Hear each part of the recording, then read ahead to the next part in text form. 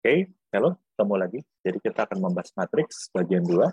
Jadi saya sarankan Anda sudah melihat yang bagian pertama, karena di situ yang paling dasar Anda membuat matriks dengan fungsi matriks.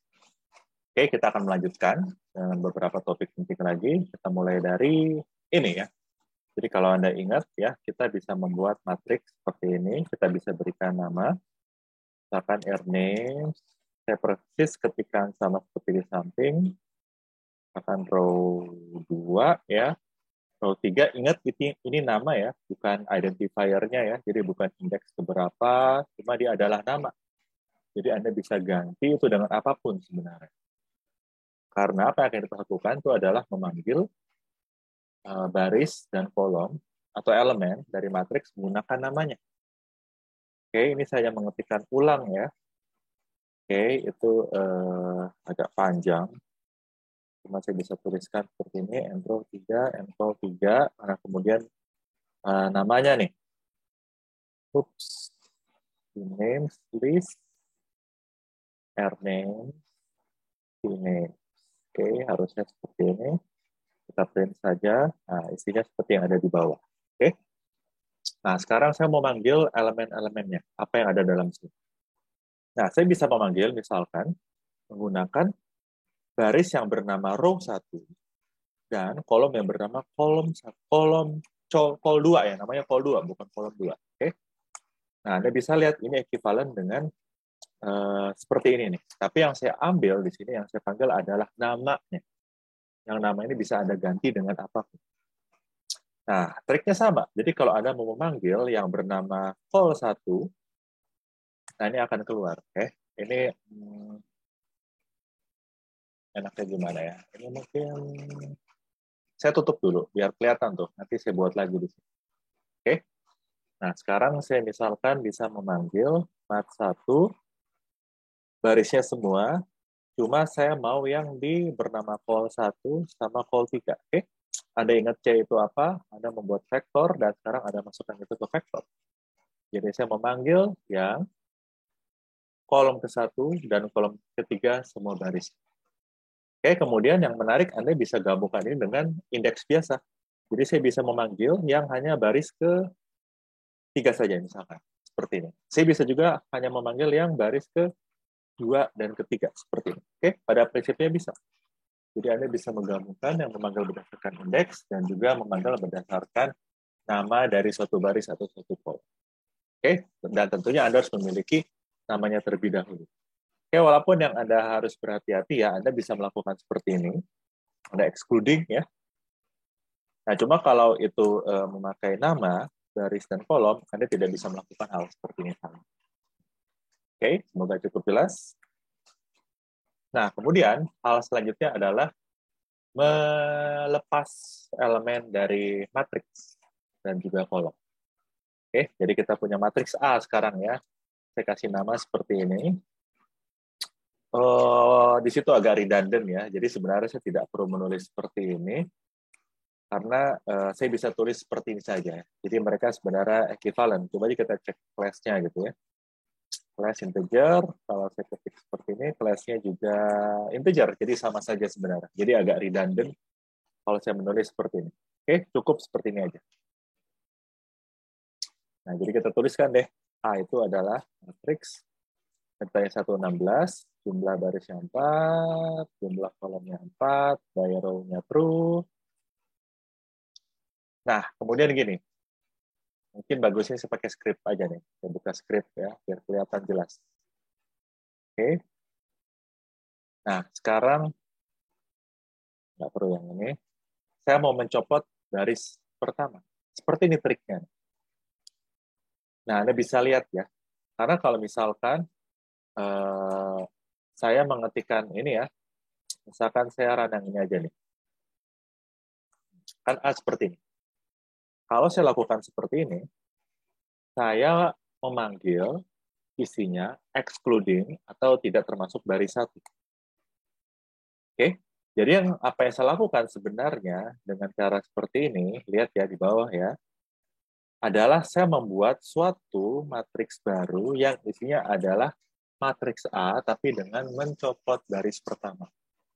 Oke, jadi begitu caranya Anda membuat atau mencopot baris ataupun kolom dari suatu matriks. Oke, jadi ada assign matriks baru. Dan tentunya ini tidak harus selalu udah rekam belum ya? Oh, udah rekam.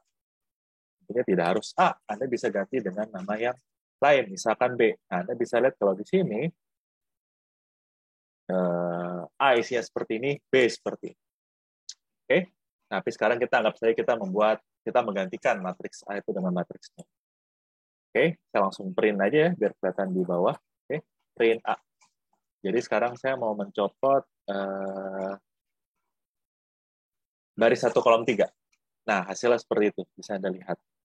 Jadi saya mencopot dari matriks A, baris ke-1 dan baris ke-3.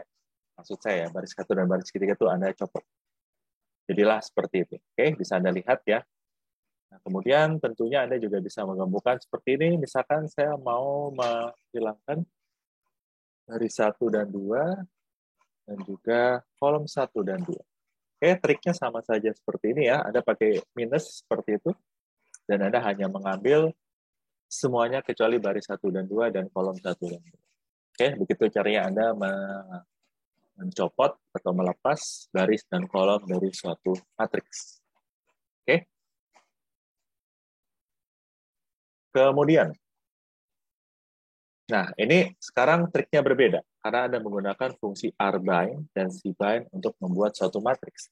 Jadi rbind itu singkatannya adalah row bind dan cbind adalah column bind. Bind itu menggabungkan ya dalam bahasa Inggris ya. Jadi di sini prinsipnya adalah Anda bisa menemukan vektor, vektor menjadi matriks, atau juga matriks, dan matriks menjadi vektor. Tapi mungkin sebelum itu, saya butuh ingatkan lagi ya, Anda itu bisa membuat matriks yang isinya bukan satu numerik. Misalkan seperti ini. Misalkan V, C, ya biar cepat saya kasih seperti ini aja ya. A, B, C, D, saya buat matriks namanya mat2 misalkan. Matriks, V, N row 2, N col 2, by row-nya terus. Oke, akan seperti apa? Ini jadinya ya, Anda lihat di konsol di bawah. Dia akan menjadi suatu matriks. Tapi isinya bukan suatu numerik, tapi suatu karakter. Oke, jadi Anda perhatikan itu ya. Tidak harus angka. Oke, balik ke kanan. Sekarang saya membuat matriks menggunakan fungsi rbind dan juga cbind. Misalkan seperti ini.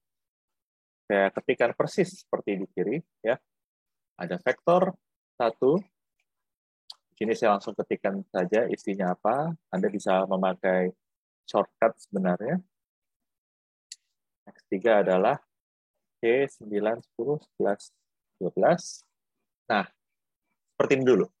Sekarang saya mau membuat suatu matriks baru, namanya XB misalkan, dengan menggabungkan 3 vektor yang ada di atas. Oke, kalau Anda lakukan seperti ini, apa jadinya? Mungkin saya print dulu ya, hasilnya ya. Oke, Anda ini dulu deh, misalkan gini.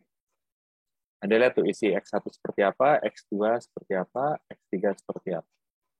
Oke, kalau saya eksekusi yang ini, nah lihat jadinya seperti apa. Oke, nah di sini Anda menggabungkan vektor ini ke arah baris. Sesuai namanya dia adalah row bind. Jadi Anda menggabungkan ini ke arah baris di sini. Oke. Nah, kemudian nah, kalau Anda lakukan cbind ya, misalkan gini ya, saya membuat ini cbind ya. Berarti saya menggabungkan ke arah kolom. Apa yang akan terjadi kalau seperti ini? Mungkin biar nggak pusing, ini saya hapus aja. Oke, coba X kolom.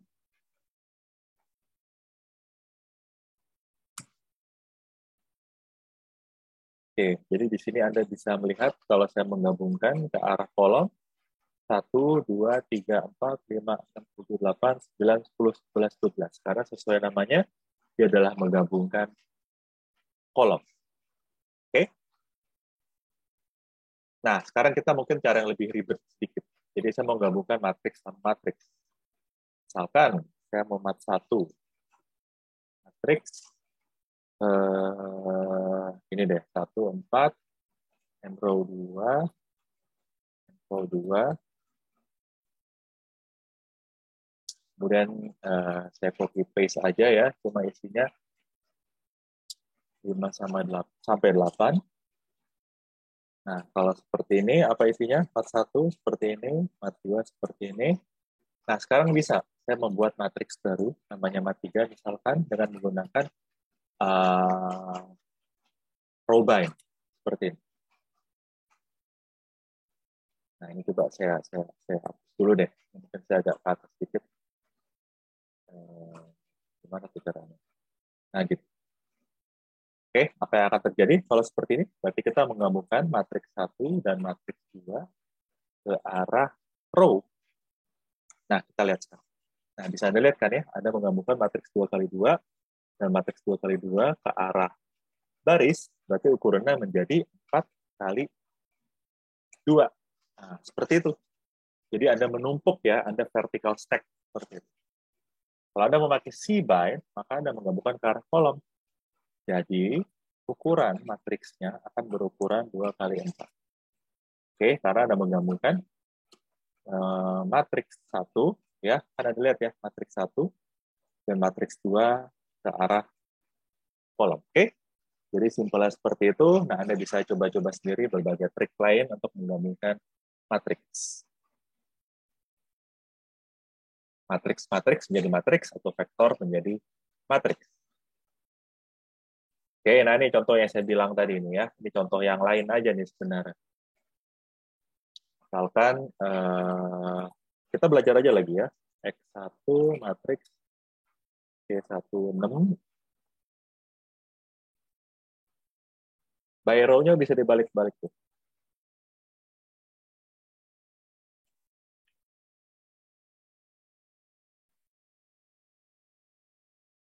Tujuh, 15, 3. Oke, di sini kalau yang row bind ya, ini contoh latihan lain aja nih. X, B, row bind, X underscore 1, X underscore 2. Saya print, X, B, itu X besar harusnya, X besar. Anda akan keluar seperti ini. Oke, Anda bisa lihat X1-nya seperti apa, X2-nya seperti apa. Oke, sekarang kalau C-bind, nah berarti akan menjadi berbeda contoh ya. Ini 15 ya. Di sini adalah suatu matriks juga, cuma dia garisnya 5, kolomnya 1. Nah, ini adalah dari 6 sampai 15, garisnya 5, kolomnya 2. Oke. Nah, saya lakukan C-bind, maka akan berbentuk seperti ini. Oke, Anda bisa lihat yang X1 seperti apa, X2-nya seperti apa, dan Anda gabungkan ke arah kolom. Nah, ini contoh lain bagaimana Anda bisa menggabungkan matriks dan matriks menjadi matriks. Dan tentunya saya bisa juga lebih ribet sedikit nih. Kayak gini nih, saya mau nambahin X3 misalkan. Oke, angkanya berapa ya? 16 sampai 20 kali ya.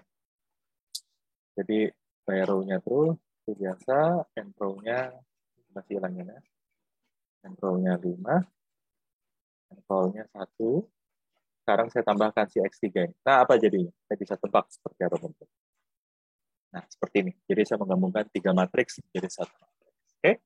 Ini adalah bagaimana R-bind dan C-bind bisa dipakai untuk membentuk matriks. Oke? Sekian dulu, semoga bermanfaat. Nanti kita ketemu di bagian ketiga tentang bagaimana membuat matriks spesial. Oke, sekian dan terima kasih.